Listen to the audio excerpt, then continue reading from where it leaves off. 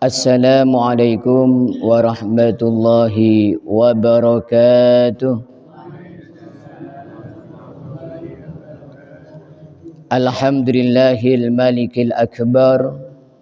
Wassalatu wassalamu ala sayyidina wa habibina Muhammad, syafi'ina fil mahsyar, wa ala alihi wa sahbihi al-kiramil ghurar, amma ba'd. Yang dimuliakan Allah Subhanahu wa taala, hadirin hadirat jamaah salat subuh. Alhamdulillah, pada pagi yang cerah ini kita masih diberikan nikmat sehat oleh Allah Subhanahu wa taala sehingga bisa melaksanakan salat subuh berjamaah. Mudah-mudahan bisa istiqamah. Amin amin ya rabbal alamin. Melanjutkan kajian kita masih sekitar tentang syafaat Rasulullah, wabil khusus syafaat utma, yaitu di padang mahsyar, di mana kita saat ini cuaca yang sangat panas sudah tidak kuat. Itu jaraknya matahari ke bumi sekitar 9 juta mil. Nah, kelak di hari kiamat, kemarin telah diterangkan, kuribati syamsu, matahari itu didekatkan oleh Allah, kata Rasulullah, kakodri mailin, hanya 1 mil ya. 9 juta mil saja panasnya sudah kayak sekarang ya. Kalau siang hari itu kita pakai sepeda motor aja panas sekarang. Aspal itu panasnya ke muka kita. Itu 9 juta mil. Apalagi kelak itu 1 mil. Sebagaimana kita bahas kemarin, ada beberapa orang itu heran di padang mahsyar. Malaikat, si A tetangga saya kok nggak ada ya? Itu teman saya juga nggak ada, di mana?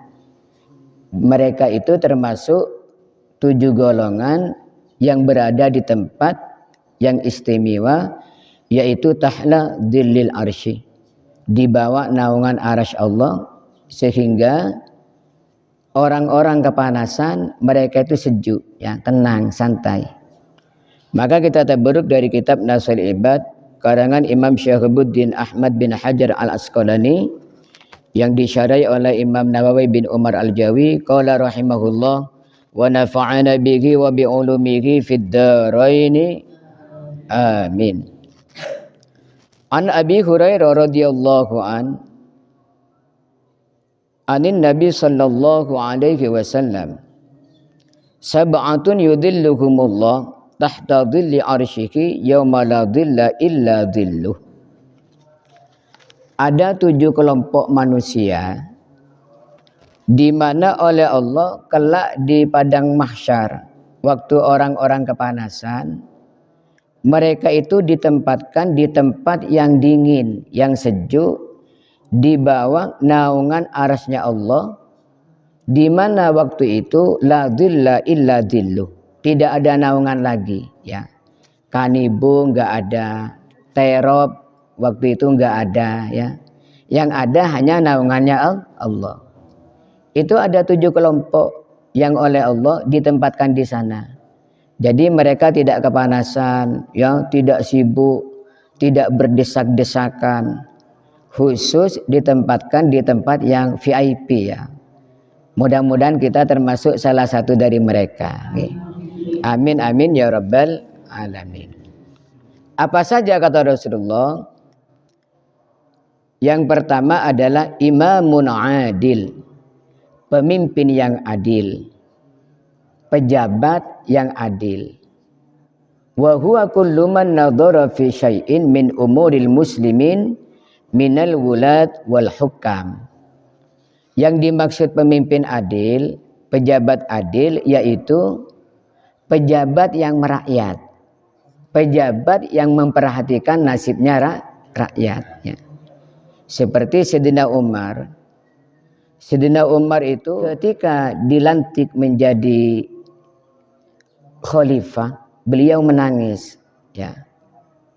Maka ditanya oleh orang-orang, kenapa panjenengan kok menangis Sayyidina Umar? Ya, ini Sayyidina Umar bin Khattab. Iya, hari ini kaum muslimin telah mengangkat saya jadi khalifah, jadi pemimpin. In a'dil uhasab wa in adli u'aqab. Saya kalau adil jadi pemimpin ini, jadi pejabat ini, kalau saya adil, di akhirat saya akan dihisab.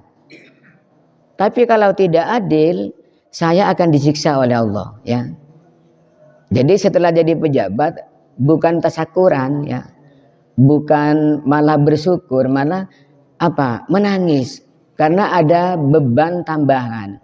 Kalau jadi rakyat itu kan santai, ya. Allahumma sholli ala Muhammad. Maka Sayyidina Umar ini termasuk khalifah yang sangat adil, ya. Umar bin Khattab. Umar bin Khattab itu termasuk khalifah yang sangat adil. Beliau itu kalau malam sering ke desa-desa melihat nasibnya rakyat nyamar, ya. Pernah Sayyidina Umar itu ketika satu malam keliling kampung, ya, belusukan tapi sendirian. Itu ada anak kecil menangis menunggu ibunya memasak. Bu, sudah masak bu, sudah lapar bu, tenang nah, ini masih saya rebus, ya, nanti setelah ini makan, ya. Akhirnya anak ini sampai tertidur. Oleh Sayyidina Umar ditunggu lagi, nangis lagi anaknya. Sudah masak bu masakannya? Belum nak, sebentar lagi. Akhirnya berkali-kali Sayyidina Umar masuk, ya. Bu, sampean masak apa bu? Ini sudah 1 jam kok tidak masak-masak. Maaf pak, sampean dari mana? Saya dari sebelah sini, dari desa sebelah. Ini loh, saya nggak punya beras.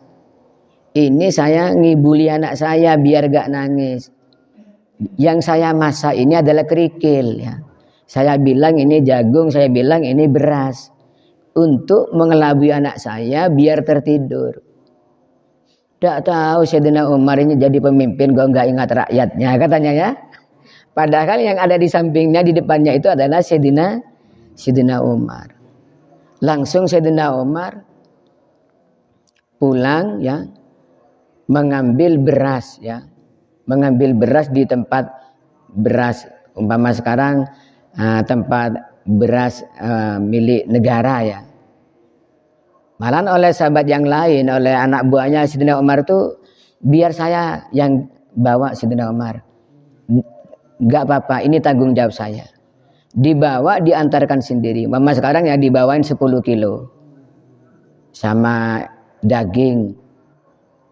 Diantarkan sendiri, bu, ini bu ada beras. Besok ibu menghadap ke Sayyidina Umar. Sudah saya laporkan tadi, ya. Ya. Allahumma sholli ala Muhammad. Nah besoknya datang, ketemu. Wah ternyata yang tadi malam membawa itu adalah Sayyidina Umar. Mohon maaf Sayyidina Umar, saya nggak tahu kalau panjenengan, ya. Mohon maaf. Ternyata panjenengan ini orang adil. Sampai Sayyidina Umar itu saking adilnya, ya. Rakyat itu cinta luar biasa. Ini Sayyidina Umar sering tidur di halaman rumah, ya.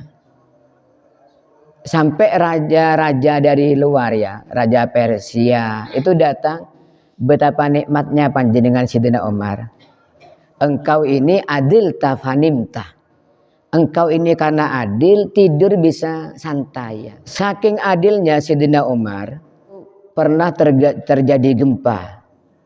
Terjadi gempa yang luar biasa. Sampai gunung ini mau roboh, ya. Maka kata Sayyidina Umar, wahai gunung, wahai gempa, kalau Umar adil, kamu diam, berhenti gempa. Akhirnya gempa itu berhenti, ya. Allahumma sholli ala Muhammad. Saking adilnya Sayyidina Umar. Pernah Sayyidina Umar ini mau melantik, ya, umpama sekarang melantik gubernur. Beberapa kepala daerah itu sudah pemilihan, ya, dan sudah mau dilantik. Setelah mau melantik, Sayyidina Umar ini apa? Cucunya datang, dari main datang, oleh Sayyidina Umar digendong, dicium. Akhirnya ada satu gubernur yang angkat tangan bertanya, Paduka Sayyidina Umar, Anda kok mencium anak kecil? Itu dari main-main anak kecil kotor. Loh, Emangnya kamu nggak pernah mencium cucu kamu, nggak pernah mencium anak kamu? Saya nggak pernah sejak jadi pejabat. Saya ini anak kecil kan kotor dari main-main. Maka kata Sayyidina Umar, kamu batal dilantik. Kepada anak kecil saja kamu nggak sayang, apalagi nanti kepada rakyat ya. Allahumma sholli ala Muhammad. Akhirnya nggak jadi dilantik. Ya. Jadi Sayyidina Umar itu walaupun pejabat ya, kepala negara, ke anak kecil sayang ya, ke cucunya itu ya, digendong gitu.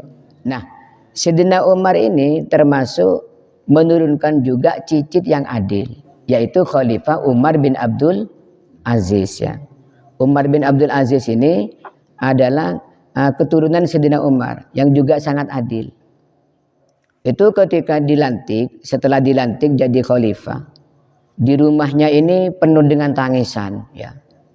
Jadi kalau orang sekarang ya jadi pejabat ya, jadi misalnya itu kan langsung tasakuran ya, tasakuran. Nah, ini ndak, Sayyidina Umar bin Abdul Aziz ketika sudah dilantik, di rumahnya ini banyak yang nangis, anak-anaknya nangis, istrinya nangis. Kenapa? Karena setelah dilantik keluarganya ini dikumpulkan, istri-istrinya dikumpulkan, anaknya dikumpulkan. Wahai istri-istriku, kalau selama ini saya menggilir kalian, tidur dengan kalian, maka sekarang saya sudah milih rakyat. Mohon maaf kalau saya tidak seperti dulu lagi. Mungkin kalian akan jarang sekarang saya kumpuli. Dan anak-anakku sekarang bukan ayah kalian saja. Ayah sekarang adalah ayahnya rakyat. Oleh karena itu kalau sering kita rekreasi, mungkin selama saya jadi khalifah tidak akan ada jadwal rekreasi. Allahumma sholli ala Muhammad ya. Seperti itu ya. Bukan kegembiraan yang ada di rumahnya ketika dilantik, tapi tangis ya. Kata istrinya, jadi seperti itu Kanda, iya. Kalian milih, kalau ingin saya telak karena saya seperti ini, akan saya telak. Tapi ternyata istri-istrinya menerima semuanya. Allahumma sholli ala Muhammad. Saking adilnya Sayyidina Umar bin Abdul Aziz, itu sampai terasa di kalangan bawah. Ya. Orang-orang yang ini, yang memelihara kambing, biasanya kambingnya itu sering hilang, dimakan serigala atau dimakan macan. Tapi di masa Sayyidina Umar bin Abdul Aziz, kambing itu makan rumput dengan macan berdampingan rukun ya. Maka mereka itu berkesimpulan, ini karena keadilan khalifah ya. Ini karena keadilan seorang pemimpin. Sampai macan ya, singa yuk, biasanya yang doyan makan kambing itu tidak makan ya. Saking adilnya seorang pemimpin. Maka kalau pemimpin itu adil, maka negara itu akan makmur ya. Rakyat itu akan makmur. Mudah-mudahan Allah Subhanahu wa taala selalu memberikan pertolongan kepada para pemimpin kita, menjadi pemimpin yang amanah, menjadi pemimpin yang adil. Kelak pemimpin yang adil ini adalah salah satu kelompok dikala manusia kepanasan berada di tempat yang nyaman di bawah naungan arasnya Allah Subhanahu wa taala. Amin amin ya rabbal alamin. Maulaya salli wa sallim daiman abada la habibika khairil khalqi kullihim ya rabbi bil mustafa balligh maqasidana waghfir lana ma madha ya wasi'al karami Muhammadun kaunaini wa thaqalaini wal fariqaini min urbin wa min ajami nabiyuna al-amirun fala ahadun abarwa fi qawli la minhu wa la na'ami huwal habibul ladzi turja syafa'atuhu li kulli hawlim minal ahwali muqtahami.